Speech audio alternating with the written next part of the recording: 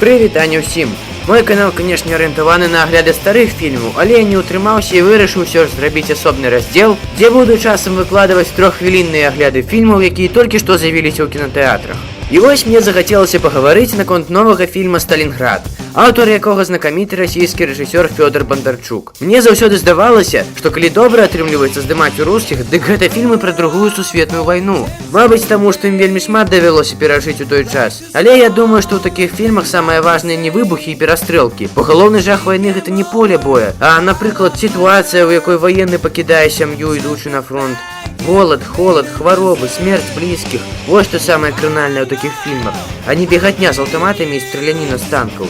Але і такія фільмы маюць права на існаванне. «Сталінград» менавіта такое кіно.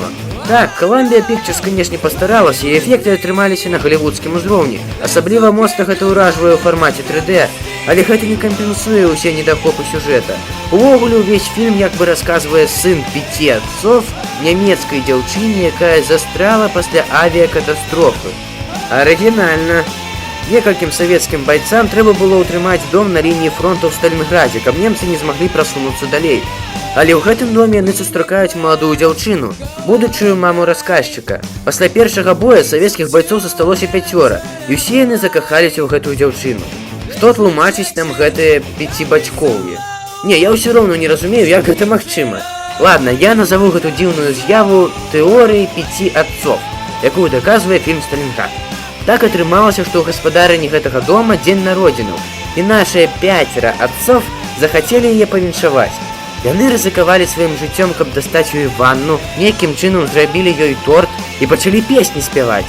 Людзі, па суседству з вамі хаваюцца немцы, якія могуць напасці ў любы момант, а вы тут у ванне плёскаецеся ды песні спявайце.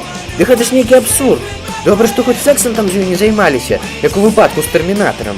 Агулам гэта фільм такога тыпу, што паказвае не вайну, а бітву. Вайна, гэта, як я ўжо казаў, цяжкія і безвыходныя сітуацыі, у якія трапляе чалавек. Напрыклад, як пра гэта выдатна пісаў у сваіх творах Васіль Быкаў. А ў «Сталінградзе» амаль не было нічога па-сапраўднаму кранальнага. Ён у асноўным паказвае толькі захапляльныя бойкі.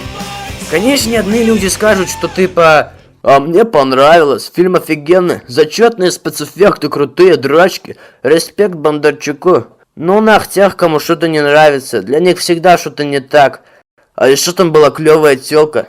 Але я б не хотел оценивать фильм про другую сусветную войну по колькости спецэффектаў и эпичности битваў. От фильма про войну я чекал суровую правду жыцця, жорсткія безвыходныя чалавечыя ситуации. Так что я оценил гэты фильм только на 5 баллов з 10. На гэтым усё. Дзякую, што паслухалі. Гэта было маё меркаванне наконт новага фільма «Сталінград». А я вярнуся да сваіх аглядаў старых фільмаў.